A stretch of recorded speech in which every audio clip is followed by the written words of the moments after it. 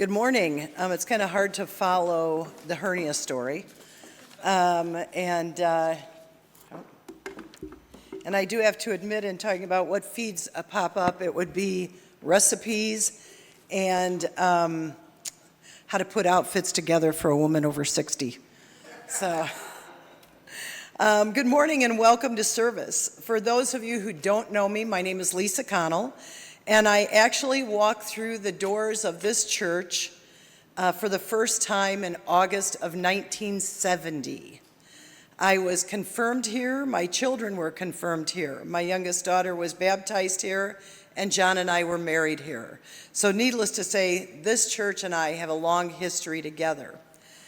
Gina asked me to open the service today to celebrate women and talk about what it's like to be a woman of faith in a profession that was designed and dominated by men. I thought, oh, that's easy. I spent 35 years doing this, and I would have a lot to talk about. Well, I had a lot to talk about. 5 minutes is not going to quite do it all, but as my husband and Gina know, I had many revisions of this opening. Don't worry, it's not going to be a feminist manifesto, but more about creating your own path. When I start to talk about faith, first of all, when we're talking about faith in the workplace, faith had an impact on my career, and I'll tell you, I'm a prayer. I pray in the morning, I pray at night before I go to sleep. I actually still have the prayer glove that we made for my daughter's 3rd grade Sunday school class that goes through and praying for the people that are closest to you and so on. So it's interesting, as a priest talked to me about in a time of some deep sorrow for me, that if we don't have our faith, how do we get through? So I spent 35 years in a career of education, 5 years as a history teacher, and then 30 years as a high school building administrator. And faith got me through. People that aren't in the education field really don't understand that, especially at the secondary level, it is dominated and kind of created by men. After 5 years of teaching, and actually my first experience of this was getting pregnant and talking to our district office about maternity leave, and leave was the key word. I couldn't use my accumulated sick days. They wouldn't pay for my insurance while I was not teaching. So basically, you could leave and go have your child. I talked to the superintendent about this, and he let me know that why should the district pay for any of this when they knew that I really wouldn't come back to teaching. Needless to say, I proved him wrong many times over. But after 5 years of teaching, I decided that I was ready for a new challenge. I applied for and did get, to my surprise, a position of dean of students in my building. At the time I was hired, I was only one of 2 building administrators in our 4-building district, and only one of 3 actual administrators in the whole district. These other women were in their mid to late 40s, had grown children. I was 29 and had 4 daughters ages 3 through 12. My very supportive husband and I moved our family so that our children could eventually attend my school. We worked out a life schedule to make this happen. We were well aware, however, that this position was not necessarily designed for a wife and a mother. The expectation was to be the first one in the building in the morning and the last one to leave, I would say in the afternoon, but sometimes in the evening. We are expected to supervise evening and weekend activities, interact with the community, keep our students safe, and provide them with the best education possible. My first priorities in entering this job were to put students first, challenge traditional ways of administering discipline, and implement meaningful change by building relationships and having buy-in from all the stakeholders. Basically, create more change from the bottom up than the traditional top down. What I realistically found in my new role was the Wild West.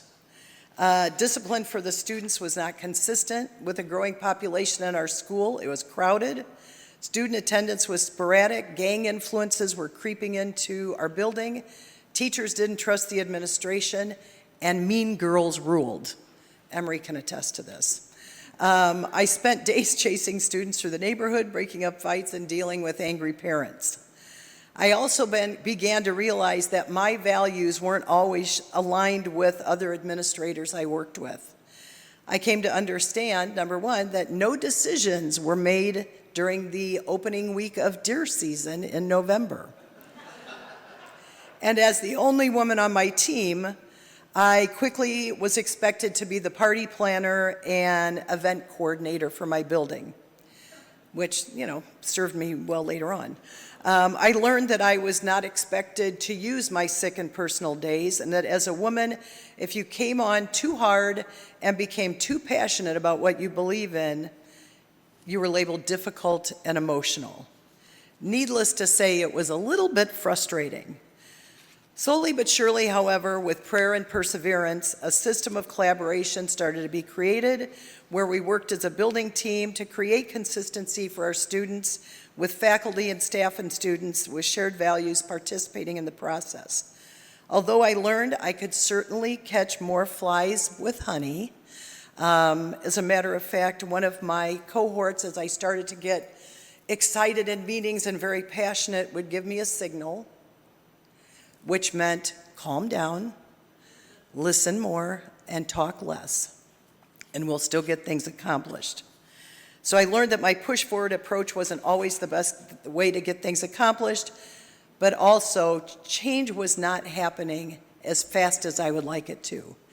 At this time, my prayers each day were usually centered around survival, strength, outcomes, and the ease of my frustrations.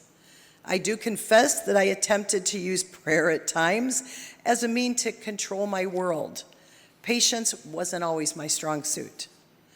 In 1997, however, my faith and career were put to the test. I was diagnosed with non-Hodgkin's lymphoma. The prognosis was good, but I had to undergo 6 months of chemo and radiation. I was told by the gentleman in my district that unless I could guarantee that I could be at work every single day during this process, I would be forced to take a leave of absence. At this time, I was scared and angry. As I prayed for direction, of course, fast healing, a friend shared this message with me, which then hung on my bulletin board for the next 25 years. And it actually hangs on my bulletin board at home still. It says, subject, yourself, reference, life. This is God. Today, I will be handling all of your problems for you. I do not need your help, so have a nice day. I love you. P.S. And remember, if life happens to deliver a situation to you that you cannot handle, do not attempt to resolve it yourself. Kindly put it in the SFGTD, something for God to do, box. I will get to it in my time. All situations will be resolved, but in my time, not yours. Once the matter is placed into the box, do not hold on to it by worrying about it. Instead, focus on all the wonderful things that are present in your life now. Wow. From that point on, both my prayers and perspectives changed. As I was required to take time off for cancer treatment, my students survived without me, and I was gifted the time to heal. I spent quality time with my children to help maintain a sense of normalcy, which I laugh now because I would get up in the morning to make them breakfast and they'd look at me like, who are you? Because I was usually running out the door with them at that time. I was able to help my youngest navigate a new school and even attended her Halloween party as a bald conehead. Rather than becoming frustrated or praying for faster outcomes anymore, I prayed for patience, understanding, and guidance. I aligned myself with colleagues that supported my shared visions and values.